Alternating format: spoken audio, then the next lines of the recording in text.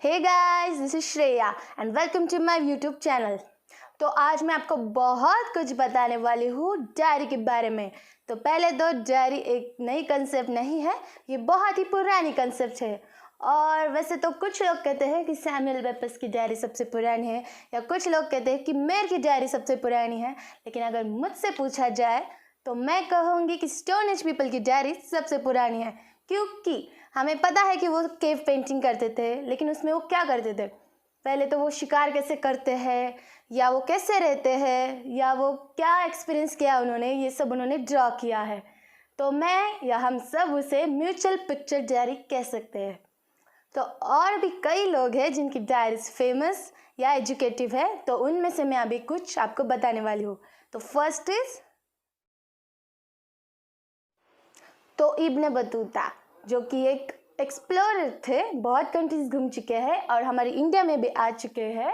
तो वो क्या करते थे, उन कंट्रीज़ के कल्चर या उन्होंने जो भी उस कंट्री के बारे में फील किया वो सब उस बुक में लिखते थे। कुछ लोग उसे अकाउंट बोलते हैं, लेकिन मैं कहूँगी इसे एक travel diary. Next is captain Scott, जो कि एक ब्रिटिश नेवी ऑफिसर थे और वो पहले इंसान बनना चाहते थे जो कि साउथ पोल पर पहुंच सके। तो उनके सफ़र के दौरान उन्होंने डायरीज लिखी और उस डायरी में उन्होंने उनके डेली प्रोग्रेसेस लिखे। हालांकि वो फर्स्ट इंसान नहीं बने, वो थे रोनाल्ड एमंडसन, लेकिन वो सेकेंड इंसान ज़रूर बने। तो next is Pliny the younger. Pliny, जिनका असली नाम बहुत ही बड़ा है, बहुत ही अलग है, आप उसे गूगल पे जाके चेक करो। तो वो एक लॉयर थे और वो एंशियंट रोम से बिलोंग करते थे और वो हर रोज़ डायरी लिखते थे, और उनकी डायरी की वजह से हमें बहुत कुछ पता चलता है एंशियंट रोम या रोमन एम्पायर के बारे में। तो लुइस कैरल, जो कि एक जाने माने ऑथर थे, best known for Alice's adventure in Wonderland, और भी बहुत यूनिक टेल्स उन्होंने लिखी थी। तो उन्होंने भी बहुत सारे डायरीज लिखे थे। हालांकि कुछ कंट्रोवर्सीज है कि उसमें उसके पेजेस गायब हो गए। तो एनी फ्रैंक, जो कि एक ज्यूइश थी और एम्स्टर्डम में रहती थी, तो उसने उसकी डायरी में अपनी फैमिली और 4 दोस्तों के बारे में जिक्र किया है।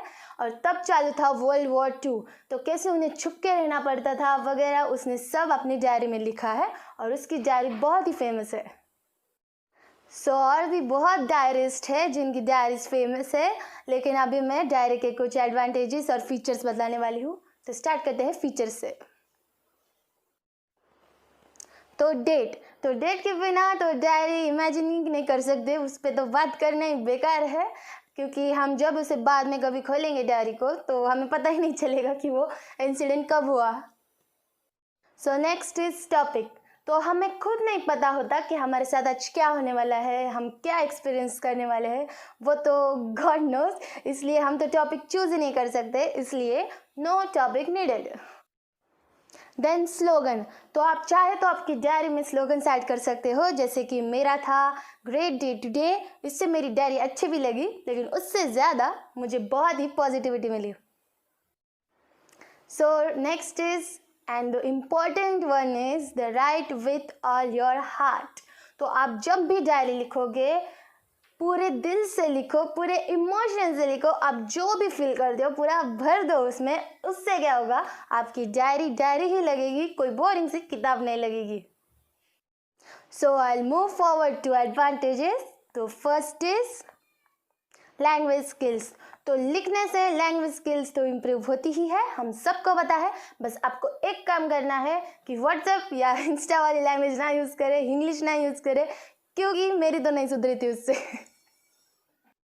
सो नेक्स्ट इज डिफरेंट एंगल्स। तो हम कुछ भी डायरी में लिखते हैं, उस इंसिडेंट्स को रिकॉल करते हैं, तो हमें उसका अलग पर्सपेक्टिव भी समझ में आता है।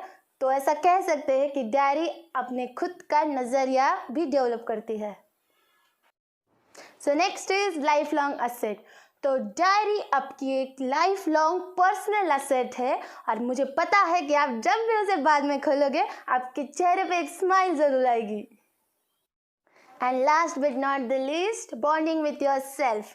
तो डायरी में जो इंसान है वो आप खुद होते हो, कोई हैरी पॉटर वाला वोल्डेमॉर्ट तो होता नहीं है, इसलिए आपके साथ बॉन्डिंग इम्प्रूव होगी। सो गाइस, ये थे कुछ डायरी के इंटरेस्टिंग फैक्ट्स। तो लिखते रहिए, क्योंकि डोरेमोन की टाइम मशीन की तरह डायरी हमारे लिए टाइम मशीन ही है। And please like, subscribe and share and thank you.